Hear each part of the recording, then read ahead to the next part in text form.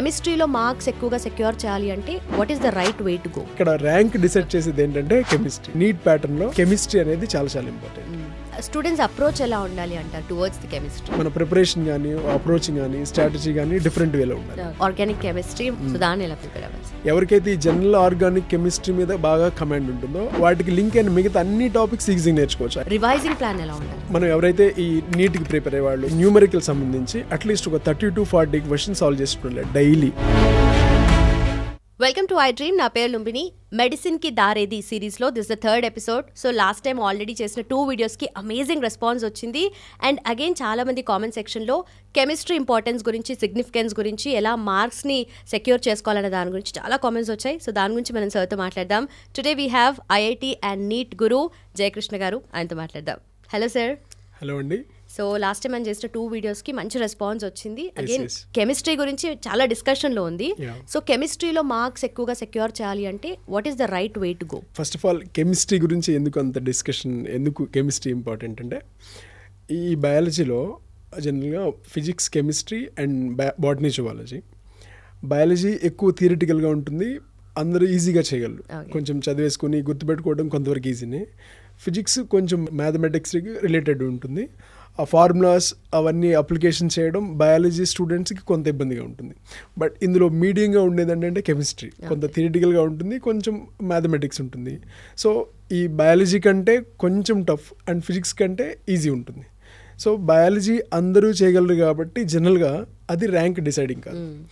Physics కూడా ఎక్కువ మంది చేయలేరు కాబట్టి అది కూడా ర్యాంక్ డిసైడింగ్ కాదు. సో ఇక్కడ ర్యాంక్ డిసైడ్ చేసేది ఏంటంటే కెమిస్ట్రీ. సో అందుకనే ఈ బయాలజీ లేదా నీట్ ప్యాటర్న్లో కెమిస్ట్రీ అనేది చాలా చాలా ఇంపార్టెంట్.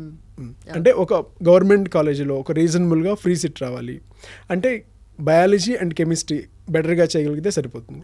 మనకి టాప్ కాలేజెస్ రావాలి, ఎయిమ్స్ అలాంటి వాటిలో సీట్ తెచ్చుకోవాలంటే కెమిస్ట్రీతో పాటు ఫిజిక్స్లో కూడా బెస్ట్గా ఉంటుంది. సో అందుకనే కెమిస్ట్రీ అంత ఇంపార్టెంట్. ఓకే.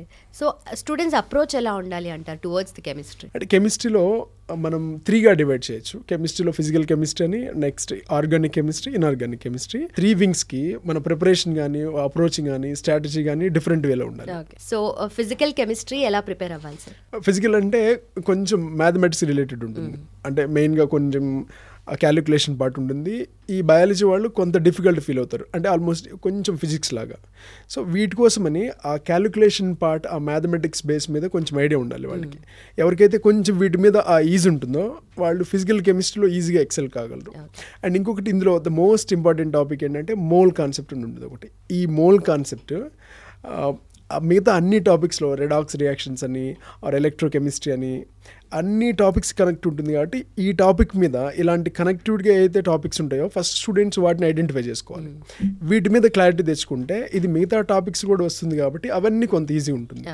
సో ఇంకొకటి ఏంటంటే ఫిజికల్ కెమిస్ట్రీలో ఉన్న జనరల్గా మిత్ ఏంటంటే నేను కాన్సెప్ట్ అన్నీ నేర్చుకుంటాను, ఆ తర్వాత న్యూమరికల్ చేస్తాను ఉంటుంది స్టూడెంట్కి. బట్ అలా చేయడం అనేది కొంచెం కష్టమే. వాళ్ళు కొంత కాన్సెప్ట్ నేర్చుకొని ఆ కాన్సెప్ట్ని అప్లై చేస్తూ కొన్ని న్యూమరికల్ చేసుకోవాలి. ఈ న్యూమరికల్ చేస్తూ ఉంటే క్లారిటీ పెరుగుతుంది. ఇప్పుడు అది ఎలా ఉంటుందంటే, ఫర్ ఎగ్జాంపుల్ మనం డ్రైవింగ్ నేర్చుకోవాలనుకుంటాం. నేను డ్రైవింగ్ మొత్తం పర్ఫెక్ట్ అయిన తర్వాత రోడ్డు మీదకి వస్తానంటే అలా ఎప్పటికీ రాదు.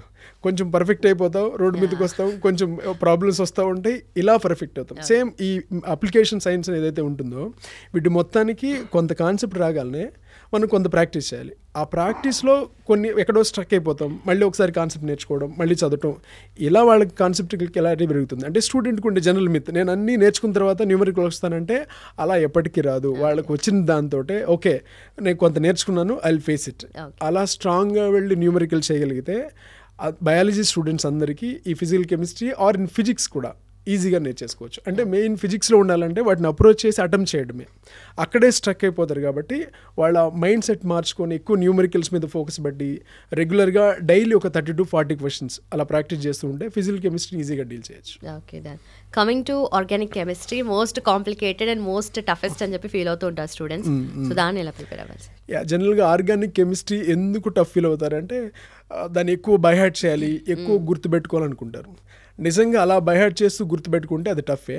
బట్ అందులో గుర్తుపెట్టుకునేది చాలా తక్కువ ఉంటుంది, ఒక 1% అంతే ఉంటుంది. అది ఎక్కువ అండర్స్టాండింగ్, ఆ బేసిక్ మెకానిజం ఏంటి, అందులో రియాక్షన్ మెకానిజం అని ఉంటుంది. ఆ రియాక్షన్ మెకానిజంలో substitution reactions, elimination reactions, addition reactions ఇవి ఎలా జరుగుతున్నాయి ఆ మెకానిజం మీద వాళ్ళకి కంప్లీట్ ఐడియా ఉండాలి. దీన్ని ఏమంటామంటే జీఓసి అంటారు, జనరల్ ఆర్గానిక్ కెమిస్ట్రీ అని. ఎవరికైతే ఈ జనరల్ ఆర్గానిక్ కెమిస్ట్రీ మీద బాగా కమాండ్ ఉంటుందో వాటికి లింక్ అయిన మిగతా అన్ని టాపిక్స్ ఈజీగా నేర్చుకోవచ్చు. హైడ్రోకార్బన్స్ అని, ఆల్కహాల్స్ అని, లైక్ ఫినోల్స్, ఈథర్స్, కార్బొనైల్స్, వీటన్నిటికీ ఇవే. సో ఈ మెకానిజం మీద ఐడియా తెచ్చుకుంటే వాళ్ళకి సబ్జెక్ట్ పరంగా ఈజీ అనిపిస్తుంది. ఎవరికైతే ఈ బేసిక్స్, ఆ ఫండమెంటల్స్ లేదా మెకానిజం మీద కమాండ్ ఉండదో వాళ్ళు బైహెడ్ చేయడానికి అలవాటు పడతారు. అలా చదువుకుంటూ ఉంటే అది ఎప్పటికీ టఫ్గానే ఉంటుంది. అండ్ ఇంకొకటి అందులో కొన్ని నేమ్డ్ రియాక్షన్స్ ఉంటాయి ఎన్సీఆర్టీలో. ఆ రియాక్షన్స్ అన్నీ వాటి మెకానిజం తెలుసుకొని గుర్తుపెట్టుకోవాలి.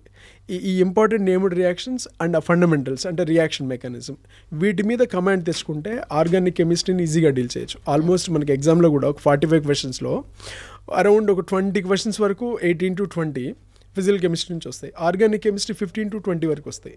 సో ఇది కొంచెం బయాలజీ వాళ్ళు ఎక్కువ, అంటే వాళ్ళు ఒక మోర్ దెన్ 90% వరకు అటెంప్ట్ చేయొచ్చు, అందు స్కోర్ చేయొచ్చు. సో ఈ వీటి మీద కమాండ్ తెచ్చుకొని ప్రిపరేషన్ మొదలు పెడితే ఆర్గానిక్ కెమిస్ట్రీ ఈజీగానే ఉంటుంది. వాళ్ళకి టఫ్ అవడానికి ఒకటే రీజన్ ఏంటంటే దాన్ని బ్లైండ్గా అర్థం చేసుకోకుండా ఫాలో అయిపోవడం. 15 to 20 క్వశ్చన్స్ ఏవైతే ఇన్ఆర్గానిక్ కెమిస్ట్రీ నుండి వస్తాయో సో వాటిని కూడా కొంతమంది మగప్ చేస్తూ బైహార్ట్ చేస్తూ ఉంటారు కదా. సో అలా కాకుండా ఎఫెక్టివ్గా గుర్తుపెట్టుకోవాలంటే ఏం చేయాలి? Very good. జనరల్గా ఇన్ఆర్గానిక్ కెమిస్ట్రీ అనగానే అందులో కాన్సెప్చువల్గా ఏముండదు, మనం జస్ట్ గుర్తుపెట్టుకుంటే చాలు, బైహార్ట్ చేస్తే చాలు ఉంటుంది. 100% దట్ ఇస్ రాంగ్. అండ్ ఇన్ఆర్గానిక్లో ఉండే టాపిక్స్ ఏంటంటే ఫస్ట్ మనకి పీరియాడిక్ టేబుల్ అని ఉంటుంది. ఆ పీరియాడిక్ టేబుల్లో టోటల్ ఇన్ఆర్గానిక్ కెమిస్ట్రీలో ఏ ఎలిమెంట్స్ ఉన్నాయి, అవి అంటే వాటిలో గ్రూప్స్లో ఎలా మారుతున్నాయి, పీరియడ్స్లో ఎలా మారుతున్నాయి, వాటి ప్రాపర్టీస్ ఏంటి, వీటన్నిటి మీద ఒక బేసిక్ ఐడియా ఉండాలి. అంటే ప్రతి ప్రాపర్టీకి అది ఎందుకు రీజన్, ఆ ప్రాపర్టీ ఎలా మారుతుంది, అలా మారడానికి రీజన్ ఏంటి, ఇలా ప్రతి ప్రాపర్టీకి రీజన్ తెలిసి ఉండాలి. ఇట్లా అన్ని ప్రాపర్టీస్కి మనం ప్రాపర్గా రీజనబుల్గా వాటిని తెలుసుకోగలిగితే వీటి అప్లికేషన్ మీద మిగతా బేస్ అయి ఉంటాయి. అంటే కెమికల్ బాండింగ్ అని, ఆఫ్టర్ దట్ మళ్ళీ డి బ్లాక్, ఎఫ్ బ్లాక్, ఈ టాపిక్స్లో వచ్చేవన్నిటికీ ఇవే రీజన్. సో ఫండమెంటల్గా ఈ periodic properties and chemical bonding ఇవి 2 టాపిక్స్ ప్రాపర్గా నేర్చుకుంటే అన్నీ రీజనబుల్గా ప్రతిదాన్ని కాన్సెప్చువల్గా నేర్చుకోగలిగితే మిగతావన్నీ వాళ్ళకి ఈజీ అనిపిస్తుంది. వీటి తర్వాత ఇంకొంచెం బాగా ఇంపార్టెంట్ అంటే కోఆర్డినేషన్ కాంపోనెంట్స్ అని ఉంటుంది. అందులో నుంచి ఆల్మోస్ట్ ఒక 3 to 4 క్వశ్చన్స్ వస్తాయి ఆ ఒక్క టాపిక్ నుంచే. అందులో ఈ కాంప్లెక్స్ ఎలా ఫామ్ అవుతుంది అవన్నీ ఉంటాయి. వీటికి రిలేటెడ్గా కొంచెం కనెక్టివ్గా ఉన్నవే. ఈ రీజన్స్ అన్నీ ప్రాపర్గా నేర్చుకుని దాన్ని అప్లై చేయగలిగితే ఆల్మోస్ట్ ఆ టాపిక్ కూడా వాళ్ళు ఈజీగా ఫీల్ అవుతారు. సో మెయిన్గా వాళ్ళు ఇబ్బందిగా ఫీల్ అవ్వడం రీజన్ ఏంటంటే ఎక్కువ గుర్తుపెట్టుకోవాలంటే ఎక్కువ గుర్తుపెట్టుకుని ఉందంటే మనం తక్కువ అర్థం చేసుకున్నాం అని వాళ్ళు అర్థం చేసుకోవాలి ఫస్ట్ ఆఫ్ ఆల్. సో ఈ విషయం మీద క్లారిటీ ఉంటే వాళ్ళు హ్యాపీగా సబ్జెక్ట్ని అర్థం చేసుకుంటారు. కొంచెం గుర్తుపెట్టుకోవడం ఈజీ అయిపోతుంది అప్పుడు అది కొంచెం ఉన్నా కూడా. సో అది మిస్ కాకుండా ఉంటే చాలు, వాళ్ళు హ్యాపీగా డీల్ చేయగలరు ఇన్ఆర్గానిక్ కెమిస్ట్రీని. సో ఓవరాల్గా క్రిస్ప్గా చెప్పాలి అంటే ఒక ప్రిపరేషన్ ప్లాన్ ఎలా ఉండాలి అండ్ రివైజింగ్ ప్లాన్ ఎలా ఉండాలి? మనం ఎవరైతే ఈ నీట్కి ప్రిపేర్ అయ్యేవాళ్ళు మేబీ రెగ్యులర్ కానీ లాంగ్ టర్మ్ కానీ ప్రతిరోజు ఈ న్యూమరికల్ సంబంధించి అట్లీస్ట్ ఒక 30 to 40 క్వశ్చన్స్ సాల్వ్ చేస్తుండాలి డైలీ. అంటే మనకి బాగున్నప్పుడు, బాగా అర్థమైనప్పుడు, లేదా హ్యాపీగా ఉన్నప్పుడు ఎక్కువ సాల్వ్ చేయడం, లేదా ఒక 1 week గ్యాప్ తీసుకోవడం, అలా ఉంటే ఈ కాంపిటేటివ్ ఎగ్జామ్స్ వర్కౌట్ కాదు. అలా ఎక్కువ ఒకేసారి చేయడం కంటే కన్సిస్టెంట్గా ఎవ్రీడే కొన్ని తప్పకుండా మిస్ అవ్వకుండా చేయడం అనేది చాలా చాలా ఇంపార్టెంట్. అంటే ఇందులో ఎనీ కాంపిటేటివ్ ఎగ్జామ్ అయినా కన్సిస్టెన్సీ అనేది చాలా చాలా ఇంపార్టెంట్. సో ప్రతిరోజు ఒక 30 to 45 క్వశ్చన్స్ చేయడం, ఆ న్యూమరికల్ సాల్వ్ చేయడం. నెక్స్ట్ ఎన్సీఆర్టీ బుక్స్ ఉంటాయి. ఆ ఎన్సీఆర్టీ బుక్లో స్పెషల్గా కొన్ని ఇంపార్టెంట్ పాయింట్స్ అన్నీ వాళ్ళు ఒక బాక్స్లో మెన్షన్ చేస్తారు వాడిని, అవి చాలా చాలా ఇంపార్టెంట్ అని. ఆ బాక్స్లో ఉండే పాయింట్స్ అన్నీ ఖచ్చితంగా మన బ్రెయిన్లో ఉండాలి. అది అంటే బుక్లో బాక్స్లో ఉందంటే అది మన బ్రెయిన్లో ఉండాల్సిన పాయింట్ అని మనం అర్థం చేసుకోవాలి. సో వాటిని క్లియర్గా అర్థం చేసుకోవడం, కొన్ని న్యూమరికల్స్ ఎన్సీఆర్టీ బుక్లోనే ఉంటాయి, ఆ న్యూమరికల్స్ అన్నీ సాల్వ్ చేయడం, అలాంటి మోడల్స్ వస్తాయి. అండ్ ఈ రివిజన్ ప్లాన్కి వస్తే ఒక లాస్ట్ 15 to 20 years పీవైక్యూ అంటారు వాటిని, ప్రీవియస్ ఇయర్ క్వశ్చన్స్ అని. అంటే ఎలాంటి మోడల్స్ వచ్చాయి, వాటికి రిలేటెడ్ ఉన్న కాన్సెప్ట్స్ అన్నీ ప్రాపర్గా చెక్ చేసుకుంటే ఎగ్జామ్ ప్యాటర్న్ మనకు అర్థమవుతుంది. సో ఆ ప్యాటర్న్ అర్థమైతే ఆల్మోస్ట్గా ప్రిపరేషన్ స్టైల్ మనకు అర్థమవుతుంది, ఆ వేలో ప్రిపరేషన్ చేయాలి. సో మెయిన్ ఎన్సీఆర్టీ బుక్స్ని ఫాలో అవ్వడం, ఎన్సీఆర్టీలో ఉన్న ఎగ్జాంపులర్ క్వశ్చన్స్ అన్నీ మనం సాల్వ్ చేసుకోవడం. నెక్స్ట్ ఈ ఎవ్రీడే 30-40 క్వశ్చన్స్ చేస్తూ ఎవ్రీ వీకెండ్ అంటే ప్రతి వీకెండ్లో ఒక మాక్ టెస్ట్ రాయాలి. ఇలా నెక్స్ట్ ఒక టాపిక్ కంప్లీట్ అయిపోగానే ఒక 100 క్వశ్చన్స్ ఆ టాపిక్ మీద సాల్వ్ చేయాలి.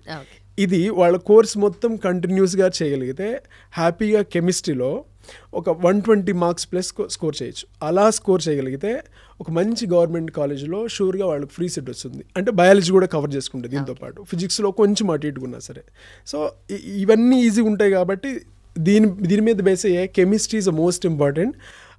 మిగతా ఒక ఫ్రీ సీట్ తెచ్చుకోవడానికి బయాలజీ స్ట్రీమ్లో అంటే నీట్ స్ట్రీమ్లో కెమిస్ట్రీనే మోస్ట్ ఇంపార్టెంట్ చెప్పడానికి ఇవే రీజన్స్. సో చూసారు కదా, మీరు ఐఐటి, ఎంసెట్, నీట్ కానీ జేఈ కానీ ఇలాంటి కాంపిటేటివ్ ఎగ్జామ్స్కి ప్రిపేర్ అవుతూ ఉంటే మీకు చాలా డౌట్స్ మైండ్లో ఉండి ఉంటాయి కదా. సో ఈ వీడియో చూసిన తర్వాత హోప్ఫుల్లీ ఆ డౌట్స్ అన్నీ ఆల్మోస్ట్ కవర్ అయినాయి.